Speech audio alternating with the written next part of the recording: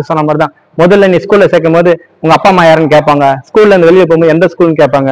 ஸ்கூல்ல இருந்து வெளியில போயிட்டு அதுக்கப்புறம் எந்த டிஸ்ட்ரிக்ட் கேட்பாங்க. எந்த டிஸ்ட்ரிக்ட் அப்புறம் ஸ்டேட் கேட்பாங்க. ஸ்டேட்க்கு அப்புறம் நேஷனல் கேட்பாங்க. ஸோ இப்படிதான் உன்னோட பேர் மாறிட்டு வரும். நீ ஒரு வாட்டியும் கிளப்ல பிளேயரா இருப்ப, அதுக்கப்புறம் டிஸ்ட்ரிக்ட் ஆவ, டிஸ்ட்ரிக்ட் ஆகும் ஸ்டேட் ஆவ, ஸ்டேட் ஆகும் நேஷனல் ஆவ. அப்போ உன் ஸ்டேட்ல உன்னோட பதிவு பண்ண வேண்டிய டிஸ்ட்ரிக்ட் எது, நீ யாரு, நீ மாறி மாறி விளையாடணுமா இல்ல நம்ம டிஸ்ட்ரிக்ட் மேல கொண்டு வரணுமா யோசிப்ப. அவ்வளவு விஷயம் நடக்கும், மாற்றங்கள் நடந்துகிட்டே வரும். ஸோ இதான் அப்டேட். இந்த விஷயத்த நம்ம செய்யணும். ஒரு பிளேயரையும் ஐபி கோட் போட வைக்கணும். ஐபி கோட் இண்டிவிஜுவல் பர்ஃபார்மன்ஸ் காட்ட வைக்கணும். சிங்கிள்ஸ் நடத்தினா போதும், டபுள்ஸ் போடணும். நம்மளுக்கு மூணுமே வாய்ப்பு இருக்கு.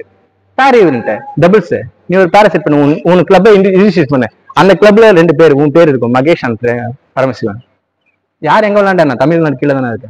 உனக்கு என்ன பிரச்சனை? நேஷனல்ஸ்லயே இருக்கு இன்னும் டபுள்ஸ் மிக்ஸ்ட் டபுள்ஸ் கண்டக்ட் பண்றாங்க. அதுக்கு ஒரு டீம் கொடுக்கலாம். என்னன்னா அந்த கொடுத்த அந்த 10 பேர்ல இருந்து 2 பேர் விளையாட வைக்கிறாங்க. நீங்க அப்படி டபுள்ஸ் நீங்க பெட்டர் இப்போ பெர்ஃபார்ம் பண்ணிருக்க டீம்ஸ் வச்சு நல்ல ஐடியா தான் அது. எனக்கு தெரிஞ்சு அது பெட்டர் ஐடியா. ஓகேவா? டபுள்ஸ் ஈவென்ட் நடக்குது, நேஷனல்ஸே கண்டக்ட் பண்றீங்க, அதுக்கு ஒரு சர்டிஃபிகேட் டிராஃபி கொடுக்குறீங்க, அது ஒரு நேஷனல் டீம் செலக்ட் பண்ணு. ஓகேவா? இது மட்டும் முடியல.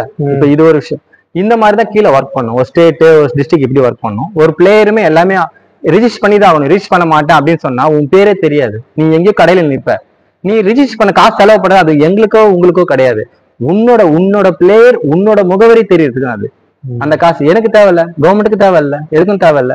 நீ பண்ற ஐபி கோடு கவர்மெண்ட் இப்படி செலவு பண்ணும். நான் கேட்கறேன், கவர்மெண்ட் எவ்வளவு பார்க்கும்? பார்க்காது. நம்ம தான் நம்மளை பார்த்துக்கணும். கேமை வளர்க்குறது நம்மள. வளர்ந்துருச்சுன்னா ஆட்டோமேட்டிக்கா எல்லாம் பார்க்கும். ஸோ வளர வைக்கிறதுக்கு என்ன வழி, இது ஒண்ணு பார்க்கணும். ஃபர்ஸ்ட் இந்த மாற்றத்தை கொண்டு வரணும். பிளேயர் ஐபி கோடு உருவாக்கணும். உருவாக்கி இப்படி எடுத்துன்னு போயிட்டீங்கன்னா இண்டிவிஜுவலா அவன் என் வாழ்க்கைக்கு எடுத்துட்டான் அப்படின்னு சொல்ல வேண்டிய அவசியம் இருக்காது. பாருங்க, நீ செட் பண்றதுக்கு வாய்ப்பு இருக்கு. அதே மாதிரி சரி, இதுல ஒரு ட்விஸ்ட் ஒன்று இருக்குது. எங்க கவனிச்சு பாத்தீங்கன்னு தெரியும் சார். நீங்க சொன்ன மாதிரி சிங்கிள்ஸ் ஈவெண்ட் நடத்துறோம், டாப் 10 எடுக்கிறோம். டபுள்ஸ் ஈவெண்ட் நடத்துறோம், டாப் 10 எடுக்கிறோம்.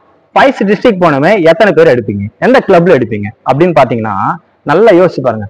பெட்டர் பிளேயர் எப்பவுமே பெட்டர் பிளேயர் தான். அந்த டீம் எப்பவுமே ஜெயிக்கும். எதுனா ஒரு பிளேஸ் வந்துட்டு நீங்க பாக்குற மாதிரி எஸ்ஆர்எம் இப்ப எல்லாமே ஒரு டீம் எப்பயும் பர்ஃபார்ம் பண்ணுது, அது பெட்டர் டீமா இருக்குது. ஏன்னா எல்லாமே நல்ல பிளேயர் இருக்கு, ஆனா விளையாடி பர்ஃபார்ம் பண்ணிட்டு தான் இருப்பான். சொல்ல போறீங்களா? அதே மாதிரி சிங்கிள்ஸ்ல பர்ஃபார்ம் பண்றோம், அதுல பேக்கும் இருப்பான், ஃப்ரண்ட்டும் இருப்பான். 10 பேர் இருந்தா 10 பேர்ல மாறி மாறி தான் இருப்பான். சென்ட்ரல் இருப்பான். டபுள்ஸ் எத்தனை அதே மாதிரி இதுல எல்லாரும் அதுலயும் மாறி மாறி மாறி இருப்பான்.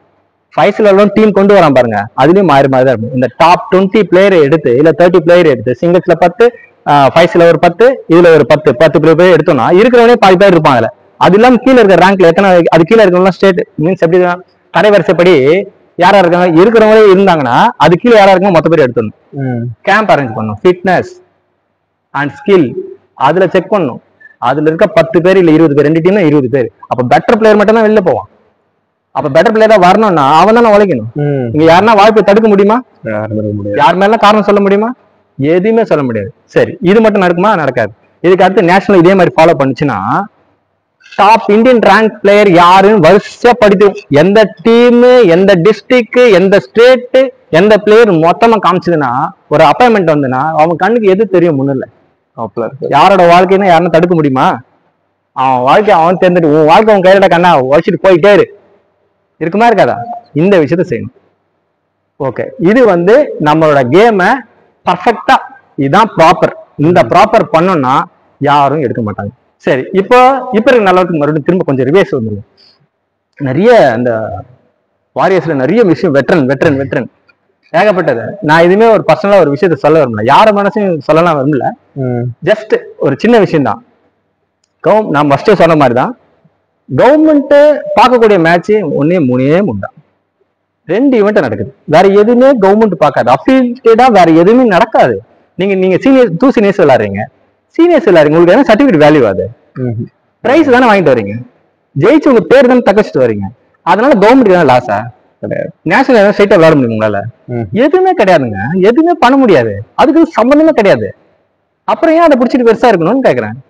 சரி, இப்ப டோர்னமெண்ட் எப்படி ஷெட்யூல் பண்ணலாம், டோர்னமெண்ட் ஆர்கனைசர் எப்படி பண்ணலாம், எப்படி பண்ணா சரியா வரும் அப்படின்ற என்னோட கணிப்பு நான் சொல்றேன். இப்ப உங்களை மாதிரி ஆளுங்க, நீங்க அப்பாயின்மெண்ட் வாங்கின ஆளுங்க, நான் ஃபர்ஸ்ட் சொன்ன மாதிரிதான், நீங்க எல்லாம் விளையாட முடியாம போயிருது அப்படிலாம் இருக்கக்கூடாதுல்ல.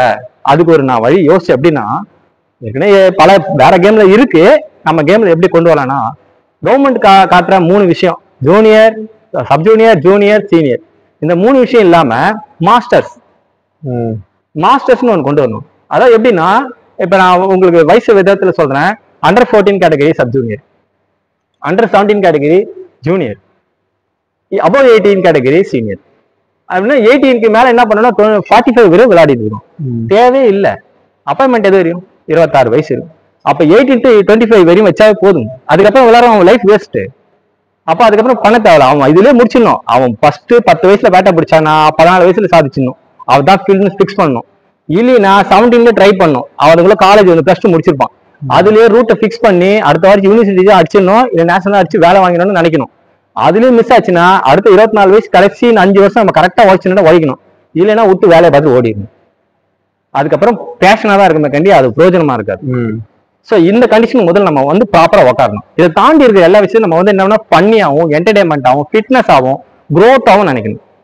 அப்ப நம்ம என்ன பண்றோம்னா நான் என்னோட ஐடியால என்ன சொல்றேன்னா 17க்கு மேல அதான் மீன்ஸ் 18 மேல சீனியர் 25 வரையும் வச்சுட்டு 25 to 35 மாஸ்டர் நடத்துங்க. ஏன்னா அதுல தான் அப்பாயின்மெண்ட் பிளேயர் இருப்பான். அவன் எந்த டிஸ்ட்ரிக்டா இருந்தா உனக்கு என்ன எந்த அப்பாயின்மெண்ட் வாங்கினான் பிளேயர் அவனுக்கான தகுதி இருக்கு. அவன் விளையாண்டாதான் 10 பேர் வளருவான். அவன் கேமை பார்க்க காத்திருப்பான். அவன் ரோல் மாடல். அவனை ஹோல்ட் பண்ணி வச்சுட்டா அவன் திறமை இம்ப்ரூவ் பண்ணிட்டு சிங்கிள்ஸோ டபுள்ஸோ விளையாட்டு 5 விளையாட்டு மாஸ்டர்ஸ் நடத்து. அவன் மாஸ்டர்ஸ் அவனை பார்த்து நம்ம பெருமை கொடுக்கணும். அவன்கிட்ட வந்து சீனியர் குட் மார்னிங் அப்படியே அவனை பார்த்து இம்ப்ரெஸ் ஆகக்கூடிய ஆள் இல்ல. அவனை எதுவுமே பண்ணாம ஹோல்ட் பண்ணி வச்சுட்டா அவனுக்கான ஆப்பர்ச்சுனிட்டி கொடு. அடுத்து வரும் எங்க தெரியுமா 35 to 45 அதான் வெட்ரன். ஏன்னா அங்கதான் ஸ்கில் குறையும். 25 to 35 ஸ்கில் இருக்கும், அந்த கெத்து இருக்கும். 35 to 45 ஏதாவது ஒரு சிலருக்கு தான் கெத்து இருக்கும். மீது எல்லாம் கொஞ்சம் கொஞ்சமா குறையும். இந்த 45 என்ன பண்ணுவோம்னா 20ல போய் விளையாட முடியாது. அவங்க என்ன பண்ணுவாங்க 45 நல்லா ஒரு விஷயத்தை யோசிச்சு சொல்றேன் பாருங்க. கண்டினியூ பண்றேன். என்ன சொல்றேன்னா நான் சொன்ன மாதிரி ஃபர்ஸ்ட்ல டபுள்ஸ் நடந்தது 2020ல இருந்து 25 வரை எத்தனை டபுள்ஸ் நடந்தது ஸ்ட்ராட்டஜி வச்சு போட்டு பாருங்க. 5 எத்தனை நடந்திருக்கு ஸ்ட்ராட்டஜி வச்சு பாருங்க. சரி வெட்ரன் எப்ப ஆரம்பிச்சாங்களோ வெட்ரன் ஆரம்பிச்சதுல இருந்து இப்ப வரையும் வெட்ரன் எத்தனை நடந்திருக்கு 5 எத்தனை பி கிரேட் எத்தனை நடந்திருக்கு ஸ்ட்ராட்டஜி போயிருக்கும். எங்க பார்த்தாலும் வெட்ரன். ஏன் சொல்லுங்க என்னோட சீனியர் எல்லாமே வெட்ரன். எதனால சொல்றேன்னா அந்த சீனியர்ஸ் அப்ப மேட்ச் நடத்திருந்தாங்க. அப்பதான் பிளேயர். ஆமா அவங்க வந்து நடத்திட்டு இருக்காங்க. அவங்க ஏஜ் ஆக காம்படிஷன் பண்ண முடியல. அவங்களுக்கு ஃபிளெக்சிபிலிட்டிக்கு ஏற்ற மாதிரி ஏஜ் மாத்திட்டே போறாங்க. 45 வெட்ரன் 45 நின்றுச்சா இல்லையே 50 55 60 இப்ப எதெல்லாம் பண்ண முடியுமோ அவ்வளவுதான். சோ நம்மளோட செல்ஃப் எவ்வளவு தூரம் நம்ம காசு செலவு பண்றோம் நம்ம செய்யறோம். அதனால நம்மளால என்ன விளையாட முடியுமோ அதை செய்யறோம். பத்தாதிக்கு சேர்த்து நடத்துறோம்.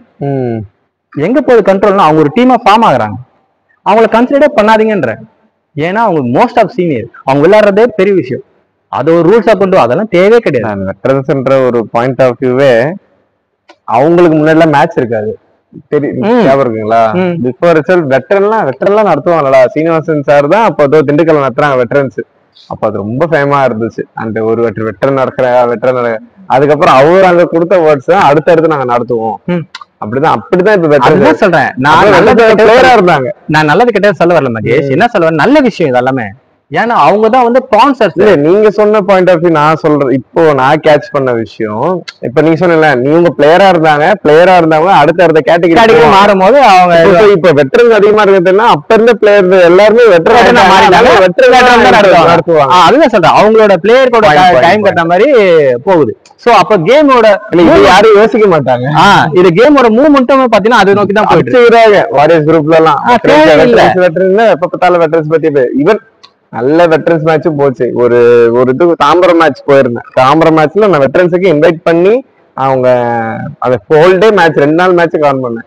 நல்லாவே இருந்தது பெர்ஃபார்மன்ஸ். எல்லாருமே அவங்க ஸ்கில் தனித்தனி இன்னும் வரைக்கும் அதே பெர்ஃபார்மன்ஸ் நினைச்சு என்ன தாட் வருதுன்னா இவங்க இந்த ஏஜ்ல இப்படி அடிச்சுட்டு இருக்காங்கன்னா இவங்களோட எங்கேஜ்ல எப்படி ஆடிருப்பாங்க அப்படின்ற ஒரு ஃபீல் தான். இப்போ அதான் அந்த மாதிரிதான் இப்ப வெட்டரன் வந்து அது ஒரு யோசிக்க வேண்டிய விஷயமே கிடையாது. கிளப் நடத்துற மேட்சும் யோசிக்க வேண்டிய விஷயமே கிடையாது. ஏன்னா மெயின் மேட்சஸ் சொல்லிட்டேன். இதுதான் ஒன்னு ரேங்கிங் மேட்ச் நடக்கும், ஒன்னு சாம்பியன்ஷிப் மேட்ச் நடக்கும். இதுதான் எல்லா ஆர்டர்ல நடக்கும். கிளப் வைஸும் நடக்கணும், டிஸ்ட்ரிக்ட் வைஸும் நடக்கணும், ஸ்டேட் வைஸும் நடக்கும், இந்தியன் ஃபெடரேஷன் வைஸும் நடக்கணும். இது நடத்தினா ஆட்டோமேட்டிக்கா பிளேயரோட மொத்த டீட்டெயிலும் தெரியும், ஒரு ஆர்டரா போயிடும். இதுக்கு கீழே இருக்கு. அதுக்கப்புறமா நடத்துறது மாஸ்டர்ஸ் சொல்றேன். இந்த மாஸ்டர்ஸ் வந்து நம்ம வேல்யூ ஆக்குறோம். ஏன்னா அந்த மாஸ்டர்ஸ் அதாவது இதுல அச்சீவ் பண்ண முடியாதவங்க மாஸ்டர்ஸ் விளையாடும் போது ஏதோ கோச்சாவோ மீன்ஸ் அப்பாயின்மெண்ட் ஆனவங்க பிரச்சனை கிடையாது. அப்பாயின்மெண்ட் ஆகாதவங்களுக்கு கோச்சாவோ ஏதோ பண்றதுக்கு வாய்ப்பு இருக்கும் இல்லையா? அப்போ அந்த ஒரு வாய்ப்பையும் நம்ம கவர்மெண்ட் பண்ணலாம். ஆக்சுவலி பண்ணலாம். இல்லைன்னா அது ஒரு ஜஸ்ட் ஒரு ஐடென்டிஃபை பண்ற மாதிரி மீன்ஸ் எப்படி சொல்றது அண்டர்டேக்கிங் பண்ற மாதிரி இருக்கலாம். கவர்மெண்ட் அண்டர்டேக்கிங் பண்ற மாதிரி இருக்கும். But not value. ஆனா இருந்தாலுமே ஒரு மெஜாரிட்டியில அது ரொம்ப முக்கியமா இருக்கலாம். அதுலதான் கேஷ் பிரைஸோ எல்லாத்தையுமே கொடுக்கலாம். வேல்யூ சர்டிபிகேட்ல இருக்காது.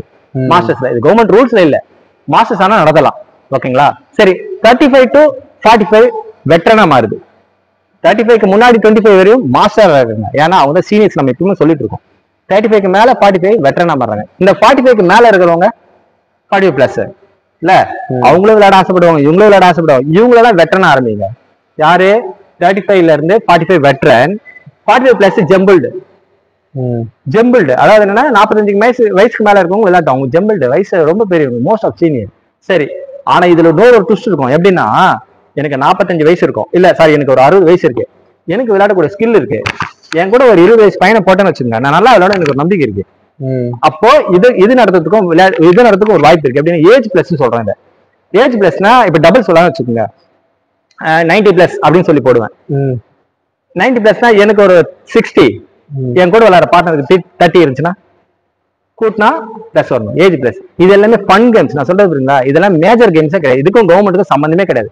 நடத்திட்டு போ, நீ எத்தனை டோர்னமெண்ட் நடத்துறியோ பிளேயர் பாப்பா, அது மீன்ஸ் அந்த விடாம அழியாம பாத்துக்கணும், விளையாட்டை நடத்திக்கிட்டே இருக்கணும். எந்த டோர்னமெண்ட் நடத்தினா என்ன, எல்லாமே கவர்மெண்ட்டுக்கு தான் நல்லது. ஓகேங்களா? சரி, இந்த பிளேயர் போய் அங்க விளையாடுறான், அந்த பிளேயர் போய் இங்க விளையாடுறான், எந்த கவலையுமே கிடையாது. என் ரேங்கிங்ல இருக்க பிளேயர், ஐபி கோட்ல இருக்க பிளேயர் என் டிஸ்ட்ரிக்ட் பார்ட்டிசிபேஷன் பண்ணா அவன் பெருமை எடுத்தானா எடுத்துட்டு போட்டோம், இவன் பெருமை எடுத்தா எடுத்துட்டு போட்டோம். ஆல்மோஸ்ட் எங்க போனாலும் அண்டர் கண்ட்ரோல் தமிழ்நாடு கீழே போய் நிக்கும், வேற எங்கேயுமே போக முடியாது.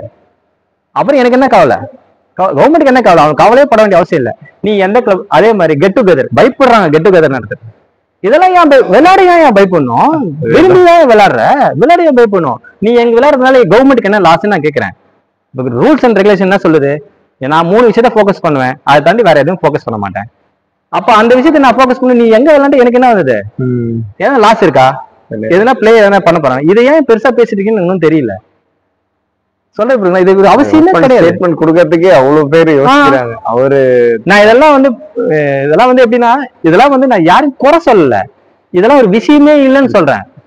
இது வந்து இதுக்கு அதுக்கு சம்பந்தமே கிடையாது. டிஸ்ட்ரிக்ட் மேட்சுக்கும் சாம்பியன்ஷிப்புக்கும் நேஷனலுக்கும் சம்பந்தமே கிடையாது. அது வேற ஏஜ் கேட்டகரி, வேற மாதிரி இருக்கு, அது உலகமே வேற. இதுக்குள்ள ஏன் இதை ஏத்துட்டு வரீங்கன்னு நான் கேட்கறேன். 2 சீனியர்னால என்ன நடக்க போகுது, 5 சீனியர்னால நடக்க போகுது, ஆல் இந்தியாவில் நடக்க போகுது, ஒண்ணுமே கிடையாது. எந்த டிஸ்ட்ரிக்ட் மாத்தினாலும் ஒண்ணுமே கிடையாது, எல்லாமே அண்டர் கண்ட்ரோல் வந்துருவேன். சரி, இன்னொரு ஆப்ஷன் ஒன்று சொல்றேன் பாருங்க. இது ஏன் இப்ப நம்ம கேம் வந்து இப்படி எல்லாம் இருக்குன்னா, நல்லா பாத்துக்கு பாருங்க. கேரளா நல்ல டீம், ஆந்திரா நல்ல டீம், தமிழ்நாடு நல்ல டீம், கர்நாடகா நல்ல டீம், அப்புறம் இதை தாண்டி வேற என்ன, மகாராஷ்டிரா நல்ல டீம், பாண்டிச்சேரி நல்ல டீம். இந்த 5 டீம் என்ன சொல்லிடுவோம்? ஸ்டேட் அவ்வளவுதான் இருக்கா? நிறைய இருக்கு. என்ன காரணம்னா பிளேயர் இல்ல. சரி, அப்போ நான் என்ன சொல்றேன், இது ஒரு ரூல் ஆப்ஷன். நம்ம ஆல் ஆர் இந்தியன், நம்ம ஃபர்ஸ்ட் என்ன பண்றோம், ஆல் ஆர் தமிழ்நாடு கண்ட்ரோல் போறோம். கரெக்டா? நம்ம எங்க போய் விளையாண்டாலும் சுத்தி தமிழ்நாடு கீழே தான் நிற்போம்னு சொன்னேன். அப்போ ஆல் ஆர் இந்தியன் ஒண்ணு இருக்குல்ல, அப்ப அதுக்கு ஒண்ணு செய்யலாமா? எப்படின்னா, இப்ப நம்ம ஹோஸ்ட் கெஸ்ட்னு ஏற்கனவே வச்சிருக்கோம். ஹோஸ்ட் கெஸ்ட்னு ஒரு விஷயம் போடணும். நம்ம உள்ளுக்குள்ளேயே ஹோஸ்ட் அண்ட் கெஸ்ட் தேவையே கிடையாது. ஹோஸ்ட் கெஸ்ட் எங்கன்னா, ஹோஸ்ட்னா தமிழ்நாடு, கெஸ்ட்னா அதர் ஸ்டேட். இங்கிருந்து அதர் ஸ்டேட்டுக்கு போ, இங்கிருந்து கிளப்ல டீம் கூட்டு போ, அந்த கிளப்ல அங்க இருக்க மேட்ச் நடந்துக்கோ, கலந்துக்கோ. அப்பதான் இங்க இருந்து இங்க ஒரு கனெக்டிவிட்டி கிடைக்கும், பிளேயர் மிங்கிள் ஆவான், டெவலப் ஆவான். ஒரு ஸ்டேட் டிஸ்ட்ரிக்ட் டெவலப் ஆச்சுன்னா ஒரு ஸ்டேட் டெவலப் ஆகும். ஸ்டேட்ல இருந்து இன்னொரு ஸ்டேட் டெவலப் ஆச்சுன்னா இன்னொரு ஸ்டேட் டெவலப் ஆகும்.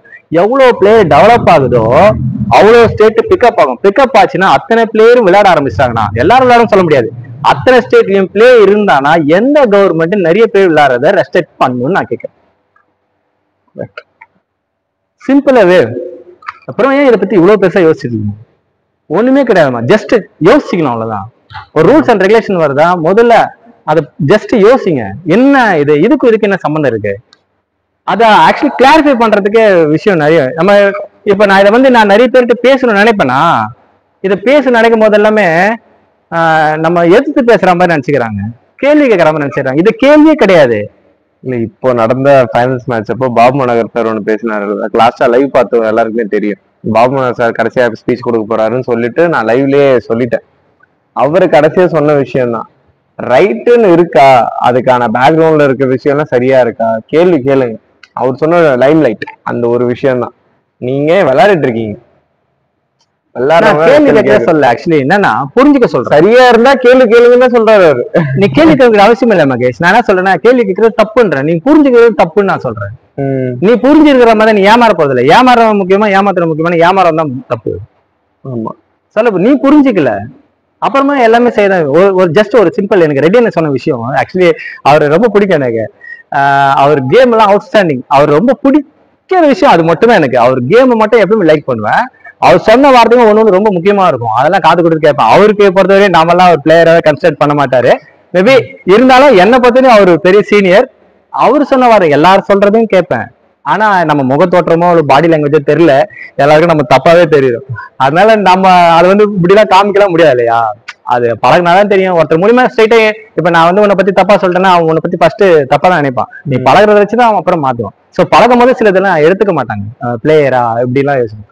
அந்த மாதிரி நான் எல்லாம் சொல்றதும் கேட்பேன். அப்படி சொல்லும் போது